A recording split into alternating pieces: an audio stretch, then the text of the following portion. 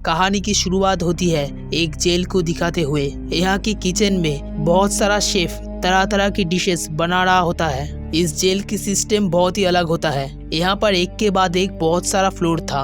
हर एक फ्लोर में 2 इंसान रह सकता है। उनके लिए खाना एक बड़ा सा टेबल पर भेजा जाता था। ये खाना सबसे ऊपर वाले फ्लोर से शुरू होता और धीरे धीरे नीचे वाले फ्लोर पर पहुंच जाता है।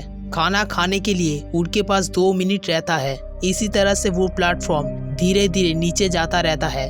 अब गोरेंग नाम की एक आदमी को दिखाई जाती है। होश आने पर वो देखता है 48 नंबर सेल पर वो बंद है। यहाँ पर दूसरा कैदी पहले से ही मौजूद थे जिसका नाम ट्रिमागासी होता है। वो गोरेंग को कहता है हमें वही खाना मिलेगा जो ऊपर वाले ने छोड़ा है। तभी ऊपर से होते हुए प्लेटफॉर्म उनके सेल पर आ जाता है जिसके ऊपर बहुत सारा खाना रखा हुआ था। लेकिन उस टेबल को देखकर गोरेंग को बहुत ही अजीब लगता है क्योंकि खाना वहाँ पर बिखरा हुआ था, क्योंकि ये खाना ऊपर वाले लोगों की छोड़ा हुआ खाना था। ट्रिमा जल्दी वहाँ से खाना शुरू करता है लेकिन वो सिर्फ एक सेब को उठा लेता है। अब प्लेटफॉर्म नीचे जाने लगता है। साथ ही उनके सेल के टेम्परेचर भी बढ़ना शुरू हो जाता है क्योंकि गोरेंग उस सेब को अपनी पास रख लिया था।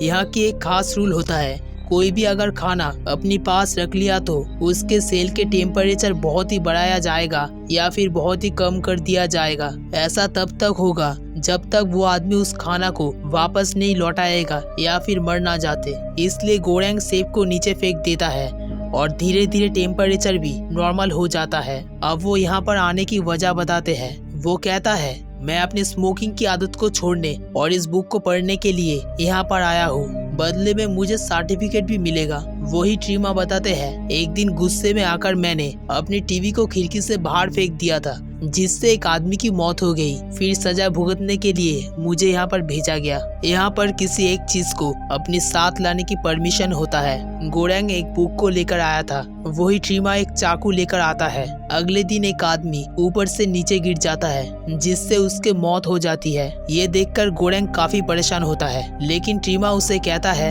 यहाँ पर ये होना नॉर्मल बात है। तभी प्लेटफॉर्म नीचे आने लगती है लेकिन उस पर एक लड़की बैठी होती है। गोरेंग पूछता है ये कौन है? ट्रिमा बताते हैं वो मियारू है।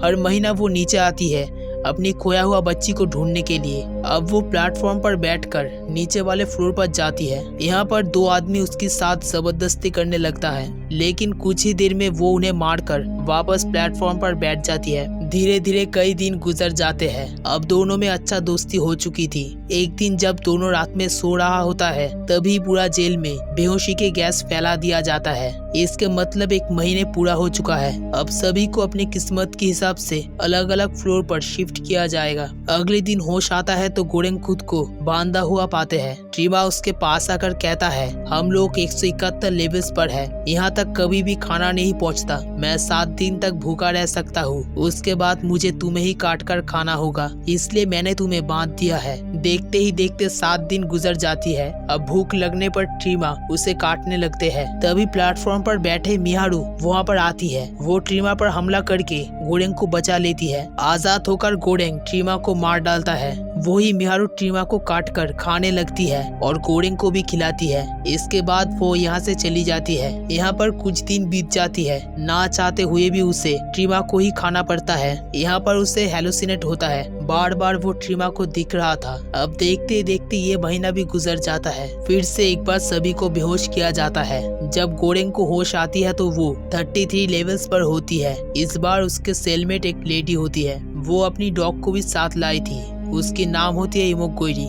गोरेंग उसे जानता है क्योंकि यहाँ पर आने से पहले वो ही सभी के इंटरव्यू ले रही थी। तभी यहाँ पर प्लेटफॉर्म आता है। गोरेंग वहाँ से खाना शुरू करता है लेकिन वो लेडी अपनी डॉग को खिलाती है और खुद कुछ भी नहीं खाता ताकि नीचे वाले लोगों को खाना मिल सके। खाना नीचे वाले फ्लोर पर जाते हैं तो वहाँ के आदमी काफी ज्यादा खा लेता है। इमोगोरी उन्हें नीचे वाले लोगों के लिए भी खाना छोड़ने के लिए बोलती है लेकिन वो लोग उसकी बात नहीं सुनता। खाना बचाने के लिए वो लेडी एक दिन खुद खाती है और एक दिन डॉग को खिलाती है। ऐसे ही कुछ दिन बीत जाती है। वो नीचे वाले को भी समझाने की कोशिश करती रहती है लेकिन कोई भी उसकी बात नहीं मानता। एक दिन गोरेंग आकर उन्हें कहता है अगर तुमने ऐसा नहीं किया तो मैं खाना को गंदा कर दूंगा जिससे तुम खाना को नहीं खा पाओगे। इस पर दोनों मान जाते हैं। गोरेंग ये बात नीचे वाले को भी बताने के लिए कहता है। अगले दिन प्लेटफॉर्म आती है तो उस पर मिहारू पड़ी हुई थी। उसकी हालत बहुत ज्यादा खराब होती है। गोरेंग उसकी मदद करते हैं। अगले दिन मिहारू उस डॉग को मार देता है, जिस वजह से दोनों लेडी में लड़ाई होने लगती है। गोरेंग इमोगोरी को कहता है मिहारू हर महीना नीचे जाती है अपनी खोया हुआ बच्ची को ढूंढने के लिए, जिस पर इमोगोरी कहती है 10 महीना पहले वो यहाँ पर अकेला आई थी, उसकी कोई बच्ची नहीं है, यहाँ पर आकर वो पागल हो चुकी है। गोरेंग उसे यहाँ पर आने की वजह पूछा। वो बताती है उसकी कैंसर है जो कि अब ठीक नहीं हो सकता। इसी तरह से ये महीना भी गुजर जाता है। फिर से एक बार सभी की लेवल्स चेंज होना था। होश आती है तो गोरेंग देखते हैं वो 202 लेवल्स पर है। वही उसके सेलमेट इमोगोरी खुद की ही जान ले चुकी है, क्योंकि 25 साल तक जॉब करने के बाद भी उसे झूठ बताया गया था कि यहाँ पर 200 लेवल्स होता है, जबकि वो खुद ही 202 लेवल्स पर होती है। साथ ही उसके डॉग भी मारा जा चुका था। इतनी लेवल्स पर कभी भी खाना नहीं पहुंचता। ना चाहते हुए भी गोरेंग उसे ही खाकर किसी भी तरह से ये महीना गुजरते हैं। अगली बार उसके आंखें खुलती है तो वो लेवल 6 पर होती है। यहाँ पर उसके सेलमेट एक आदमी होता है जिसके नाम भारत है। वो यहाँ से बाहर निकलना चाहता है। वो अपनी साथ एक रस्सी को भी लाया था। रस्सी से चढ़कर वो ऊपर जाने की कोशिश करता है, लेकिन ऊपर वाले उसे नहीं आने देता, जिसके चलते उसके जान भी जाने वाला था। तभी गोरेंग उसे बचा लेता है। गोरेंग उसे कहता है मेरा हिसाब से यहाँ पर लगभग 250 फ्लोर है। हम लोग हर एक सेल में जाकर खाना बांटे तो सभी को खाना मिल सकते हैं। और एक बार प्लेटफॉर्म नीचे पहुंचने के बाद बहुत ही तेजी से ऊपर आते हैं, जिसमें चढ़कर हम लोग यहाँ से निकल सकते हैं। इसलिए अगले दिन दोनों साथ में प्लेटफॉर्म पर चढ़ जाते हैं। पहले 50 लेवल तक उन्होंने किसी को खाना नहीं देता, क्योंकि हर दिन उन्हें खाना मिलता है और नीचे वालों के लिए कुछ भी नहीं बचता। कुछ लेवल्स नीचे जाने के बाद उन्हें एक समझदार आदमी मिलता है। वो आदमी उन्हें कहता है तुम लोग एक खास डिश को अलग रखो। जब वो डिश प्लेटफॉर्म के साथ अथॉरिटी के पास वापस पहुंचेगा तब उन्हें समझ आएगा यहाँ पर कुछ गड़बड़ हो रहा है। अब 50 लेवल्स के बाद दोनों सभी को खाना बांटना शुरू कर देता है और धीरे धीरे नीचे जाने लगते हैं। तभी यहाँ पर एक आदमी मिहारू को मार रहा होता है। ये देखकर गोरेंग वहाँ पर उन्हें मारकर उसे बचाने की कोशिश करता है, लेकिन बचा नहीं पाते। उनसे लड़ने के वक्त दोनों ही बहुत ज्यादा जख्मी हो चुका था। ये लोग फिर से प्लेटफॉर्म पर चढ़ जाते हैं।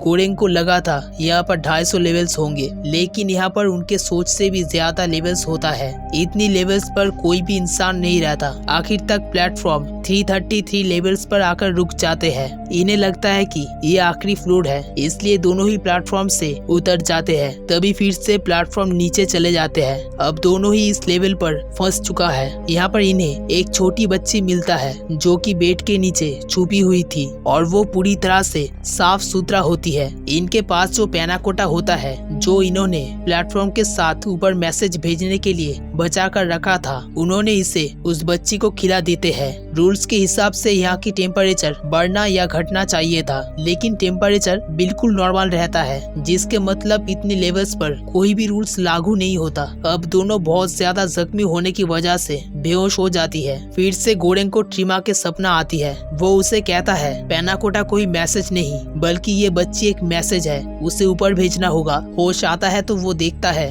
उसके दोस्त भारत मर चुका है। अगले दिन फिर से प्लेटफॉर्म नीचे आते हैं तो गोरेंग बच्ची को लेकर प्लेटफॉर्म पर बैठ जाता है और पहुंच जाते हैं बिल्कुल 0 लेवल्स पर। फिर से उसे हेलोसिनेट होता है। वो ट्रिमा को देखता है। ट्रिमा गोरेंग से कहता है मैसेज को अकेला ही ऊपर जाना होगा, जिसके लिए उसे किसी भी मदद की जरूरत नहीं है। अब गोरेंग बच्ची को प्लेटफॉर्म पर छोड़कर वहाँ से उतर जाता है। अब कुछ ही देर बाद तेजी से प्लेटफॉर्म वापस ऊपर जाने लगता है। इसी तरह से कहानी की एंड हो जाता है। दोस्तों इस चैनल को सब्सक्राइब करना मत भूलिए।